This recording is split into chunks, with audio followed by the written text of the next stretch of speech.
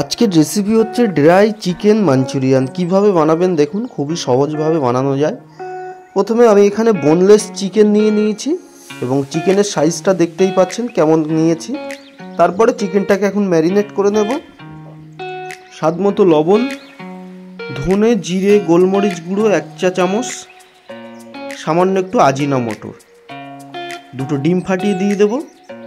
দিয়ে চিকেনটাকে ম্যারিনেট করে নেবো। এখানে আমার 500 গ্রাম চিকেন আছে। 500 গ্রাম চিকেনের জন্য এই মশলাটাই এনাফ।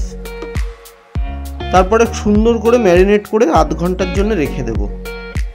ঠিক 30 মিনিট পর ফিরে এলাম। ওপর থেকে 2 টেবিল চামচ কর্নফ্লাওয়ার দিলাম।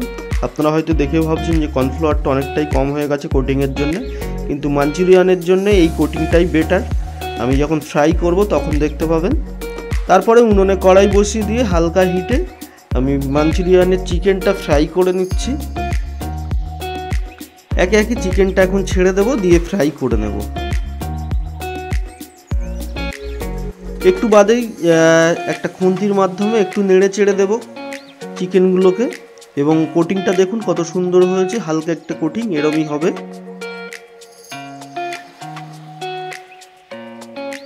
তারপর এখানে আমার প্রপারলি ফ্রাই হয়ে গেছে। এখন আমি চিকেনগুলো তুলে নিচ্ছি, নিয়ে তারপরে মেন এক স্টেপ, যেটা একটা সস তৈরি করব, এটাই মেন রেসিপি। চিনি 1 চা চামচ, ভিনিগার 2 টেবিল চামচ এবং 2 টেবিল চামচ tomato sauce, green chilli sauce 1 table চামচ, রেড চিলি সস 1 টেবিল চামচ, 1 টেবিল চামচ সয়া সস দেবো সব শেষে, এবং সামান্য একটু জল দেব। দিয়ে একটা চামচ দিয়ে গুলে নেব সসটাকে খুব সুন্দর করে। এই সসের মেজারমেন্টটা ঠিক রাখবেন, দেখবেন স্বাদটা খুব সুন্দর হয়েছে। তারপরে অল্প অল্প করে আদা এবং রসুন কুচি তেলের মধ্যে দিয়ে একটু ভেজে নেওয়ার পরে সসটা ঢেলে দিলাম। সসটা ফুটে ওঠার অপেক্ষা করব। সসটা যখনই ফুটে গেছে ফ্রাই করে রাখা চিকেনটা দিয়ে দিলাম। দিয়ে একটু নেড়ে চেড়ে দিতে হবে এইভাবে। দেখবেন একটু বাদে সসটা ড্রাই হয়ে গেছে, চিকেনের গায়ে লেগে গেছে। তারপরে নামিয়ে ধনিয়া পাতা ছড়িয়ে সার্ভ করে দিন, বা পেঁয়াজ পাতা ওপর থেকে একটু ছড়িয়ে দিতে পারেন।